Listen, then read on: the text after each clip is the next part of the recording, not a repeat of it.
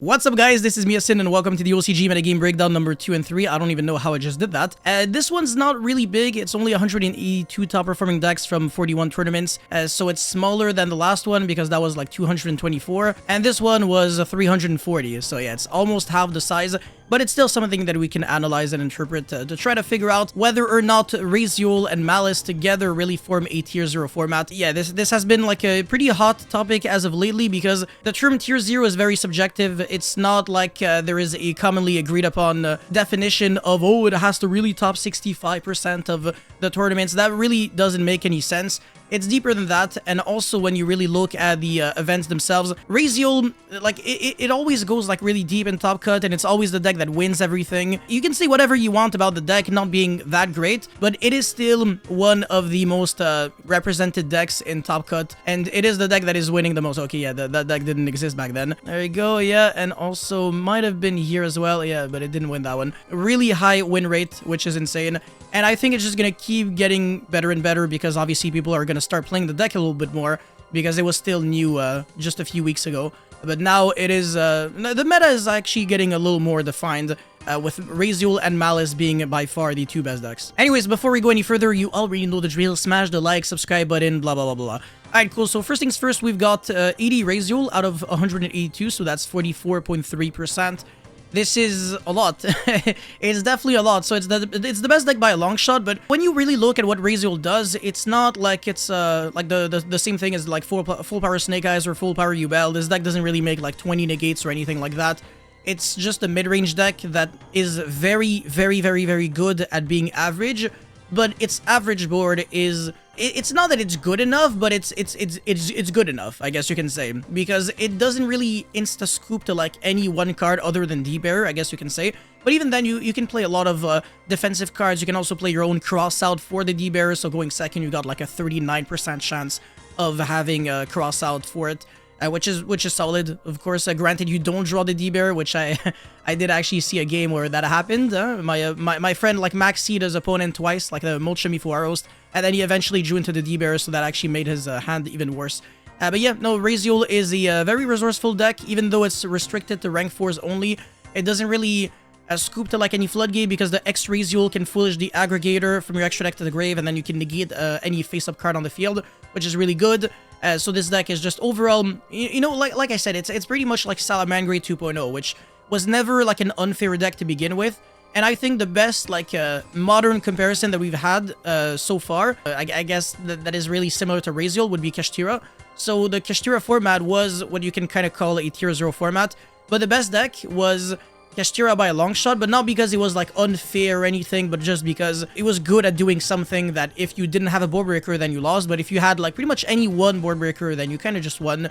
And there was a lot of cards that beat Kashtira. And again, same thing for Dueling. There's a lot of cards that beat Dueling. The fact that Dueling is the best deck and the fact that this is a tier 0 mid-range format, it's not something that people really have to be worry about, because again, like the term tier 0, and I know this has been circulating quite a lot, people have a tendency to see it only as a negative term, but it's deeper than that, because tier 0 can also be like a very objective descriptor of what is really like happening in the format without necessarily being negative. Anyways, Malice is the second best deck. Most builds are not playing with the Bestial engine, which I find to be pretty interesting. To be fair, it's because Lubellion is just at 1, so they play Bestials as hand traps, but not really as a complementary engine, which I think in the TCG we're going to be doing something a little different because we do have 3 Lubellion. Look at Centurion, for example. They're playing Lubellion, Regained, etc. I think we're going to be doing the exact same for Malice just because those cards are great, honestly. Like, Lubellion is such a fantastic card. Obviously, only on your turn, on your opponent's turn. It's not a hand trap yet, so that's, I guess, the only issue, but the fact that you can banish your own Malice monsters and then get them back, I just like the engine a lot. Memento, okay, sure, that is a very good combo deck, but it does lose to Shifter, which I think is losing in popularity. It doesn't lose to Bestials, it doesn't lose to Fuaros, which are cards that are being played by these decks. I mean, Bestials only by Malice, and Fuaros by literally everything. So you might as well respect that. And yeah, it actually loses harder to Pearlia than it loses to Fuaros, interestingly enough. Fire King, okay, another deck kind of loses more to Pearlia than it loses to Fuaros, ironically enough. Yeah, you don't really need that many summons from the extra deck to do something quite oppressive. You can give 2 draws to your opponents, to your opponent, and pretty much end on like 5+ interruptions. It's something. And yeah, the Fire King deck is just really sticky. Like I said, it's really annoying to just beat, and you don't necessarily have to play the Azamina cards. You can get away with only playing like Witch, Wanted, and Original, but in the OCG, I don't think it's worth it because Wanted is at 1, if I recall correctly. Yeah, pretty sure it is. Anyway, Standby Dragon, I think Chandra is at 1 or Kaiman or something. I don't even know, but they also have the Field Spell at 1, Prosperity at 1, which we all also have anyway, so it doesn't matter. But Standby Dragon is still going to be a very good deck post the Crossover Breaker, so just keep that in mind. This deck will not be going anywhere. It's still going to be like in the top 5 best decks. Because even right now, it is doing really well. You know, it's not like you can say Tenpai Dragon is ass with only whatever. I really have to double check, but I'm pretty sure it is 1 Chandra. Hold on a second. Yeah, there we go. It is 1 Chandra. Okay, for Voiceless Voice, this deck can play the Ryugi or Apogeosis engine, and they willingly choose not to play it because it's a lot of bricks in the deck for no good reason. So yeah, that's just to prove you that just because you can doesn't mean you should. And I want to say it's just a win more engine. It's really not needed for anything. So yeah, pure Voices Voice with a bunch of hand traps so that you don't really fold when you're going second. This is how I would personally play Voices Voice. And this is how even the TCG players are considering playing Voices Voice in the future, even post Crossover Breakers. So don't go thinking that Voices Voice is randomly going to be getting much better because of new cards. The reason why Voices Voice is doing better now in the OCG is because the format is shaped like around the concept of mid-range decks instead of hardcore combo decks. Fire King is a deck that is extremely good at adapting itself to either mid-range or combo-heavy kind of formats, because the Fire King cards are also very good on the opponent's turn. They can grind really well, whereas if you were to say, let's say play Pure Snake Eyes, that's more of like a combo deck, but it doesn't really grind with Floodgates or anything like that. Kirin is just such a good card that you might as well play it.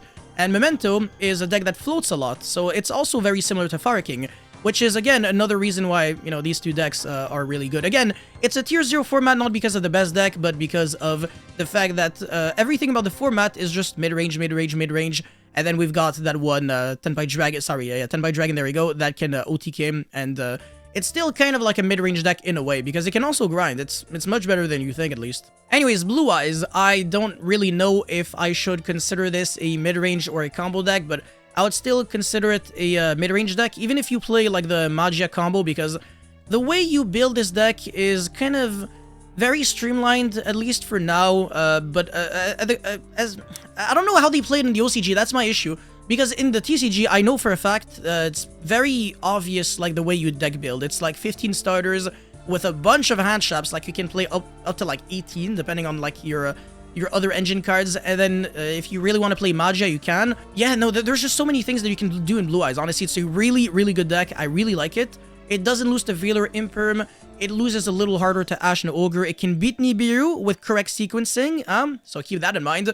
You can guarantee a Magia through Nibiru, or if you get Nibiru before you can do that, then you can still summon like a Spirit and something else off of like one card.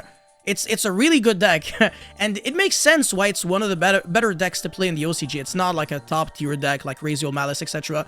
But Blue Eyes is no joke, and honestly, as soon as I saw the support, I knew that this deck would eventually become a force to be reckoned with. And maybe in the TCG, we're gonna have some super innovative players that are gonna make this deck even better. But one thing that I can tell you for sure is that this deck is great for content, so you will see me play Blue Eyes at certain events, probably. I know I said that for Raid Raptor, but yo, I asked for 2,000 likes on my Brazil deck profile, and I only got like 1.2k, so yeah, smash the like button of this video if you want me to play Blue Eyes in the future, by the way. Anyways, Runic, I am very interested to see that Runic Stun and White Forest Runic are both considered just Runic. It doesn't really make any sense, but okay. I mean, kind of, but not really. Yeah, whatever. I would create like two different categories for this. It's really not the same playstyle. One is a stun deck, one is like a control mid-range deck. Anyways, Centurion, yeah, obviously Goblin Biker, Horus Gimmick Puppet. Wow, still going strong. That is interesting. Okay, Labyrinth, yeah, makes sense. Labyrinth is a really cool deck into Raziel because a lot of their hand traps do nothing against you. Yeah, absolutely nothing. Yeah, those are some nice Molchemy cards you got there. Too bad they suck. So yeah, anyways, Dragon Link, I really do not understand why this deck is here. Fiendsmith Yubel, how the Titans have fallen. That is insane, man. Fiendsmith Yubel, let that sink in. Blue Eyes is doing twice better as Fiendsmith Yubel. It's completely ridiculous. And same thing with Ritual Beast. If anything, that's even worse Because the thing is, Ritual Beast, it's not necessarily a deck that relies on Shifter to win. It benefits heavily off of, what's his face, Protoss and stuff like that. Because without Protoss and Shifter, this deck is almost fair. it's kind of funny. And Shifter is very bad against the top 2 best decks. And Protoss is, actually very good against Malice. But against Raziel, they have, what, Light, Fire? Anyways, Salamangreat, yeah, Snake Eye, Atlantean, Buster Blader, Blue Eyes. Another solid deck. It's not bad at all. I've made a video on that. Draco Slayer, Fiendsmith Toy, White Forest. MasterCard, Fiendsmith, whatever, blah, blah, blah, who cares, okay, alright, cool, Raziel, what is interesting about this player is that he gave us, I mean, I don't know if it's like the player himself or Akira, shoutouts to Akira, man, who gave us this, patterns of like side-in, side-outs, like a breakdown of all the starters, all the hand shops, all the cards that beat a certain card, etc., with the statistics and everything, but this is beautiful to look at. Again, if you're wondering what is this website, it is roadoftheking.com. If you check it out right now, it is like the first, like the very first article that you can see on the website. Anyways, apparently he's running a bunch of starters, so 16, which gives him a 93.54% chance of opening with at least one starter and in hand when you're playing 40. So those are 3 Ice, 3 X, 3 Thode, so 9 monsters, as well as 3 7 Tachyon and a 7th Ascension, which is a card that searches 7 Tachyon. But if you play 2, if you draw 2, you just go 7 Tachyon, search something, and then put back the Ascension on the bottom of the deck, so it's not really like it bothers you too much. Bonfire, obviously, which can search you your Ice and your X, if I recall correctly. There we go. And then your Prosperity is such... I mean, the likelihood of digging into your starter with Prosperity is so insanely high that you might as well call it a starter.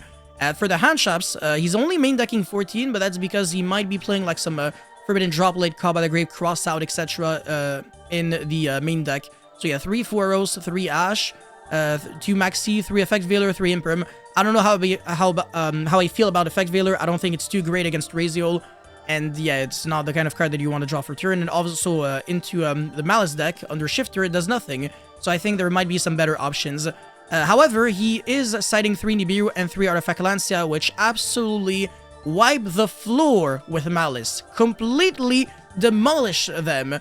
Nibiru is so good against Malice, like very, very, very good. Even when it's not paired with another hand shop, it does a lot, it does enough to the point where it will, like, piss them off religiously. But yeah, when you're playing 14 hand shops in a 40 card deck, you got a, what is it, like a 94? Something like that? No, less than that, like a 93, 92-ish% chance of drawing 1 hand shop and a 58.20% chance of opening 2 or more hand shops.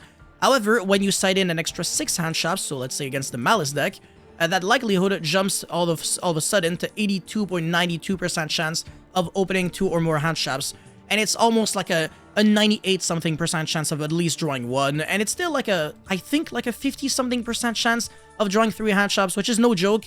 But do keep in mind that if you draw, like, let's say 2 Ash or 2 Nibiru or 2 Maxi, then obviously it's gonna translate to only drawing 1 hand shot because it's once per turn. So it has a diminishing return value, which, whatever, it is what it is. It's uncontrollable. It's not like you can say, oh, I'm all of a sudden only gonna play 2 Ash, 2 Nibiru, just because I'm scared of that. No, those cards are great, so you still have to play 3. It is what it is. Now, he also wanted to dedicate a lot of the cards that he plays to countering Molchami Fueros, which I think is interesting because this deck doesn't really fold to the Molchamis.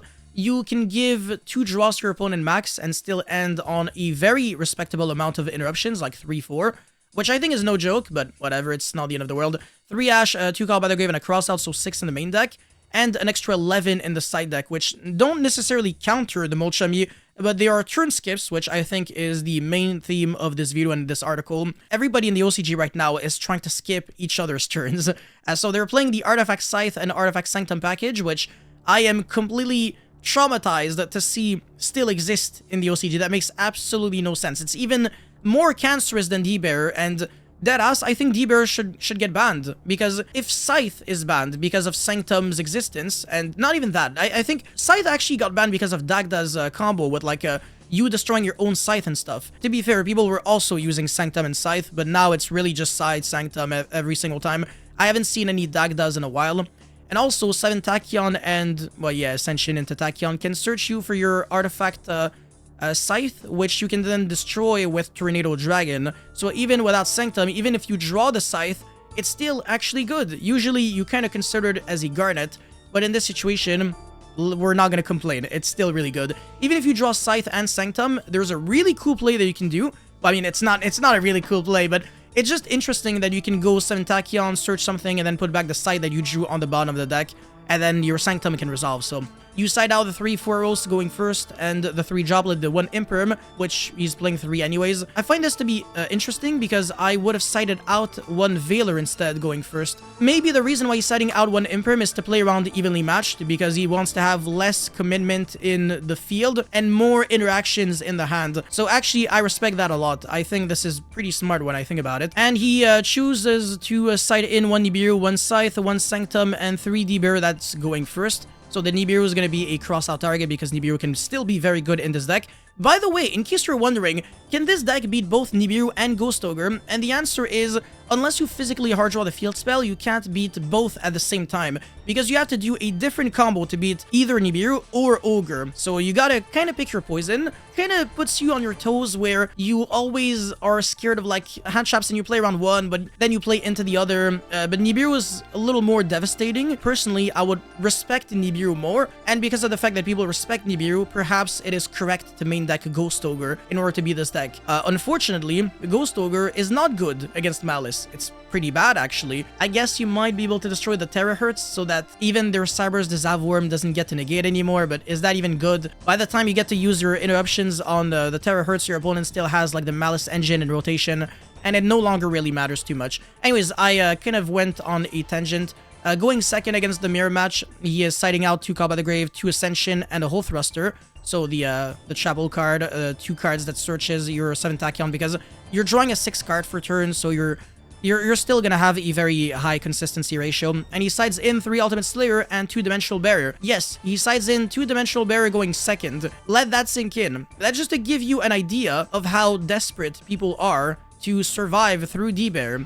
So what happens is that they get hit by D-Bear, they get their turn skipped, and then they set D-Bear going second, and then they skip back their opponent's turn, so that on turn 4, so on their second turn going second, they get to play the game again, which is unbelievably, like, it's crazy mental gymnastics just to, like, maybe, potentially, kind of eventually play the game, but this is what Yu-Gi-Oh! Is turning into. As crazy as this may sound, I actually don't really have a problem with that, because again, it's not a hardcore combo format where you die in one single turn every single time because people make 25 negates. Look at this deck. This deck only makes rank 4 monsters, which honestly, other than Detonator, are not unfair at all. Every single one of these cards that can be summoned are fair. You can almost argue that the most unfair cards in the game right now are non-engine cards. I mean, to be fair, no, actually, I am willing to say that. The most unfair cards in Yu-Gi-Oh! Are cards that you kind of gotta sack by RNG, like D-Bear, Sanctum. All those stupid cards, they just shouldn't exist. But, and also, I guess you can say kind of Maxi, maybe 4, I don't even know. But yeah, Maxi is a little bullshit though. But then again, Raziel is very good against Maxi, and also sometimes you have to use it preemptively because a lot of summons in this deck are inherent. And speaking of inherent summons, we have started seeing a trend where even the Malice deck is no longer playing Dominus Impulse, which is interesting because everything is dark, but there is, and also this is fire, but there is no conflicting. Dotscaper is the only card that conflicts with Dominus Impulse because it is Earth, and Earth is covered by Purge but not Impulse. Water is the third attribute that is covered by Impulse. No, actually it doesn't really mean anything. This deck is, it doesn't need Impulse to win. And it can still play like, what, 17 hand traps? I said a random number, but I'm pretty sure it's 17. 3, 6, 8, 11, 13, 16, shit. You know what, close enough, but... yeah, okay, well, I mean, it's still solid, right? 16 hand traps, 41 cards. That's a high-ass likelihood of drawing a hand trap. And also, again, have you noticed something? This is a Shifter deck that is not playing Shifter. Again, why? Because Shifter is ass against the 2 best decks. This is, again, something that I seriously appreciate with this format, and I really have to...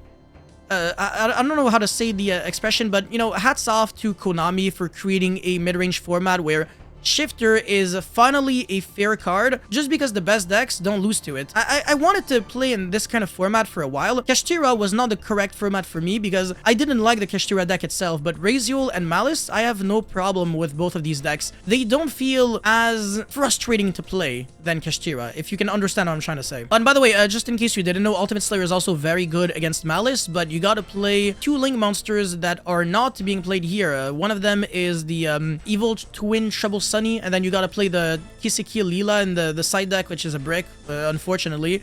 Or you can play Tri-Brigade Arms, Bucephalus, second, something like that, and then send Garura, and then also draw a card by bouncing back the Terahertz back to the extra deck.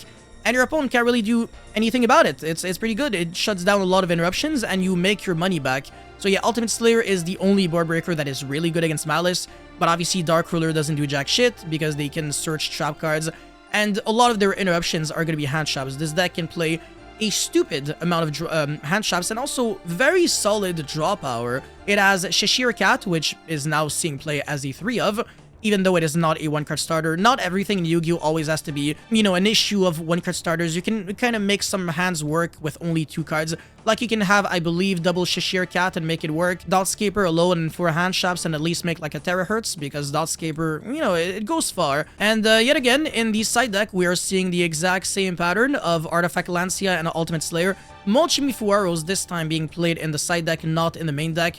But yeah, if I had to say what is the most powerful staple of the format, or at least the most impactful, Artifact Lancia kind of just takes the cake, man. This card is a turn skipper against Malice. It's actually really funny how the tables have turned, where Shifter used to be the turn-skipping card against a lot of decks. We're seeing the exact opposite of Shifter. The one issue with Lancia is that you can only use it on the opponent's turn, so if you get Shiftered on your own turn, you can't Lancia and then combo under the Lancia. That would have been so freaking broken. And also, I believe that Artifact Lancia's existence might be a very good reason why, first of all, Evenly Matched is seeing way less play, right? As you can clearly see here, we are seeing Ultimate Slayer, but not evenly matched, and maybe this is going to incentivize people to play Anti-Spell again, even though I think, oh, actually, it might be a 3 of in the OCG. And also, Ritual Beast loses very, very hard to Artifact Lancia, and as you can see, Ritual Beast is ass right now. Like, very bad. Yeah, like, yo, it's actually really embarrassing when Dragon Link is doing just as good as Ritual Beast, when clearly Ritual Beast was much better, like, not even that long ago. Honestly, like, I can scroll, I mean, I can go to like this page right here and click on this, for example, and Ritual Beast would probably be in the top 10 best decks. Something like that. Okay, sure. Okay, you know what? Okay, I kind of got sacked here. There you go. It's probably there. Come on, where can I find you? 6 Ritual Beast? Ah, that's shit. Okay, look, in the TCG, the deck was doing much better up until, probably up until Crossover Breakers. And then again, Lancia is not gonna see play until we get 7th Tachyon, which by the way is coming out in February. So keep that in mind, because once we're gonna get Crossover Breakers in December, the only way to play it and have a really consistent deck would either be with a pot, so Prosperity, Desires, or so with Small World. Small World is like natural consistency, so you know, you always get to see your engine cards. There's no way you can really get sacked, but with Desires, you can get very unlucky and draw into like a Desires and a Desires, or like a Desires and a pot, or 2 hand traps or 2 shit cards like a Hole Thruster and a Field Spell, and then you banish all your names and then you want to kill yourself. It happens, you know, it happens, even when you play like freaking 12 starters, which actually isn't that much. So maybe there might be a world in which you would want to play Small World instead. I have no idea. I really have no idea.